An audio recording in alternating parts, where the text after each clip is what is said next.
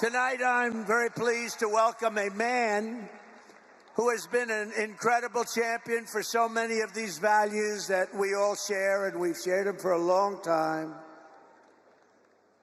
I don't think too many of you people have heard of him. He's very low-key. He's a very low-key person, but he's highly respected. He is a great person. I've known him for so long. For the past 16 months, Robert F. Kennedy Jr.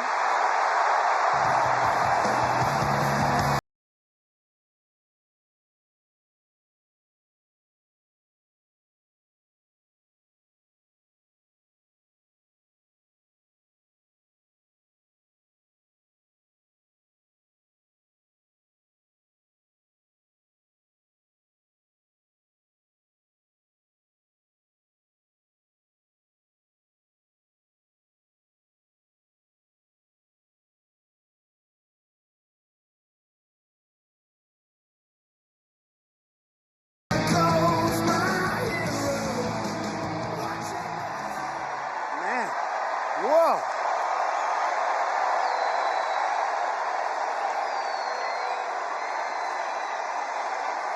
And he deserves it. He deserves it.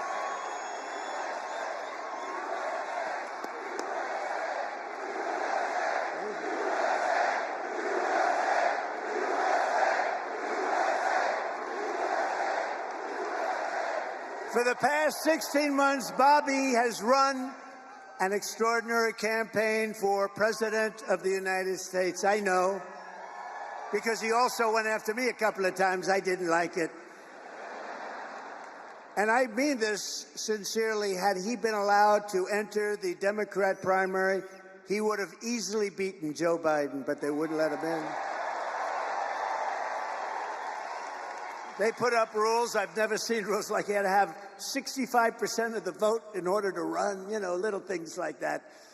His candidacy has inspired millions and millions of Americans, raised critical issues that have been too long ignored in this country, and brought together people from across the political spectrum in a positive campaign grounded in the American values of his father, Robert Kennedy, a great man, and his uncle, President John F. Kennedy. And I know that they are looking down right now, and they are very, very proud of Bobby. I'm proud of Bobby, you want to know the truth.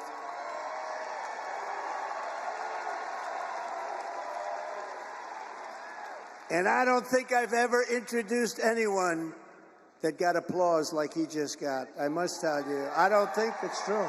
I don't think I've ever introduced anybody that got applause like that.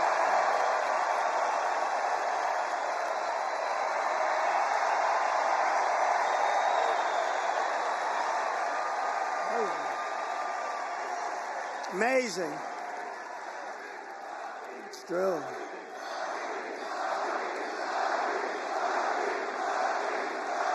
Amazing.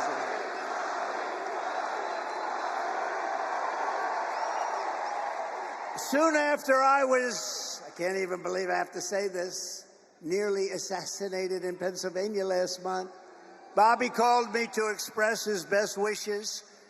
He knows firsthand the risks incurred by leaders who stand up to the corrupt political establishment. When you stand up, you bring on some trouble for yourself, but you have to do what's right. You have to do what's right for the country. I will tell you, we are both in this to do what's right for the country. That's one thing I can tell you.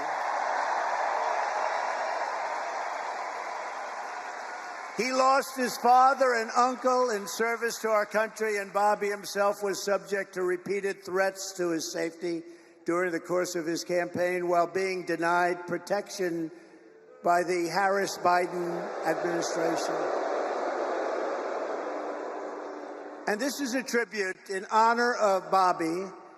I am announcing tonight that upon my election, I will establish a new independent presidential commission on assassination attempts. And they will be tasked with releasing all of the remaining documents pertaining to the assassination of President John F. Kennedy.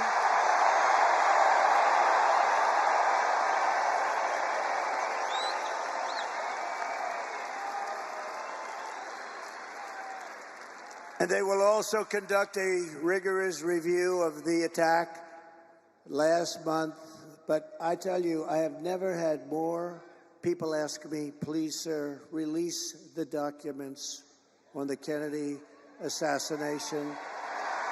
And we're going to do that. And I also want to salute Bobby's decades of work as an advocate for the health of our families and our children. Nobody's done more. Millions and millions of Americans who want clean air, clean water, and a healthy nation have concerns about toxins in our environment and pesticides in our food. That's why today I'm repeating my pledge to establish a panel of top experts working with Bobby to investigate what is causing the decades-long increase in chronic health problems and childhood diseases, including autoimmune disorders, autism, obesity, infertility, and many more. We want every child in America to grow up and to live a long and healthy life. So I just want to ask Bobby to speak for a little while. I'll stand aside. I'm going to stand aside. But I can only tell you, I've known him a long time. We've been a little bit on the opposite side of the equation, but I will say this, he is a brilliant, I still think of him as young. He's not that young. I always call him young, but he's not that young. But he is a phenomenal person, a phenomenal man who loves the people of this country as much as anybody can love the people of this country. So, Bobby, please say a few words. Thank you very much.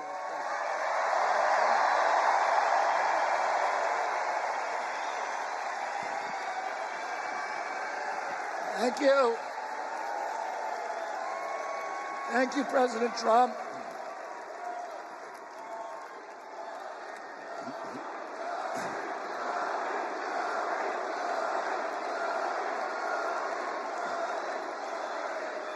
Thank you.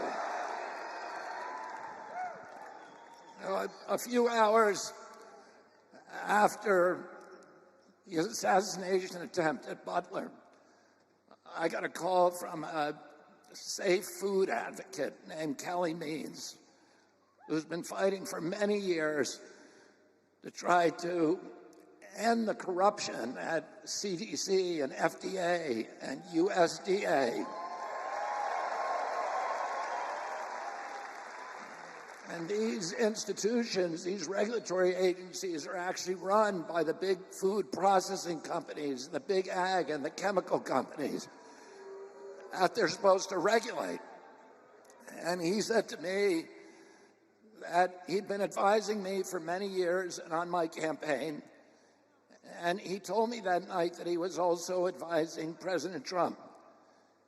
And he asked if I would talk to President Trump. And I said, of course. And about a few minutes later, I got a call from the president. And we talked. We had a very good talk. And then he invited me to come see him the next day. And I went to Minneapolis and saw him. We met again a couple of weeks later in Florida. And we talked about, not about the things that separate us, because we don't agree on everything, but on the values and the issues that bind us together. And one of the issues that he talked about was having safe food and ending the chronic disease epidemic.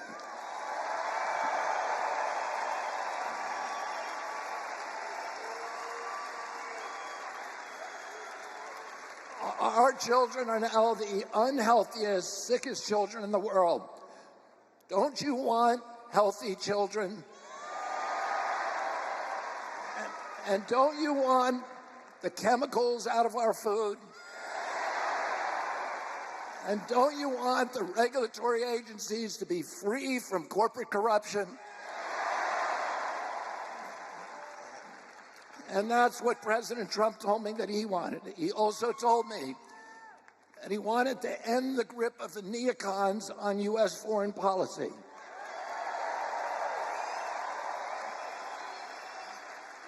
He said he didn't want any more $200 billion wars in Ukraine, that we could use that money back here in the United States.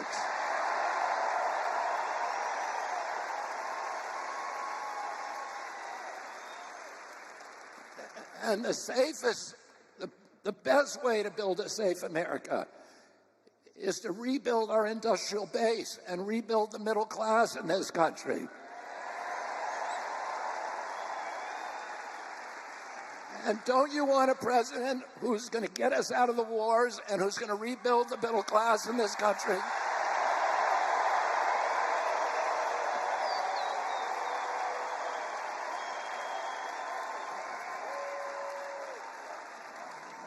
And he told me that he wanted to end the censorship because the whole basis of American democracy is the free flow of information. And we know that a government that can silence its opponents has license for any kind of atrocity. And can you think of any time that you can look back in history and say that the people who were censoring were the good guys? They're always the bad guys, because it's always the first step down that slippery slope to totalitarianism.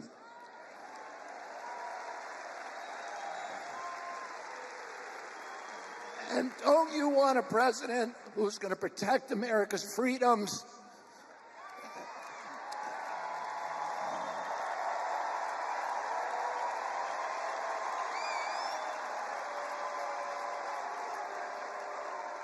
And who is going to protect us against totalitarianism?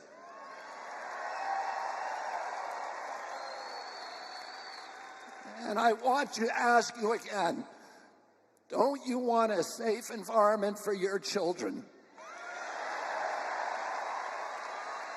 Don't you want to know that the food that you're feeding them is not filled with chemicals that are going to give them cancer and chronic disease?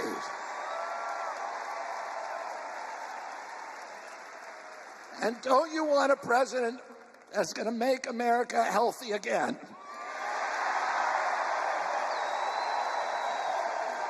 Thank you all very, very much, and God bless you, and God bless America.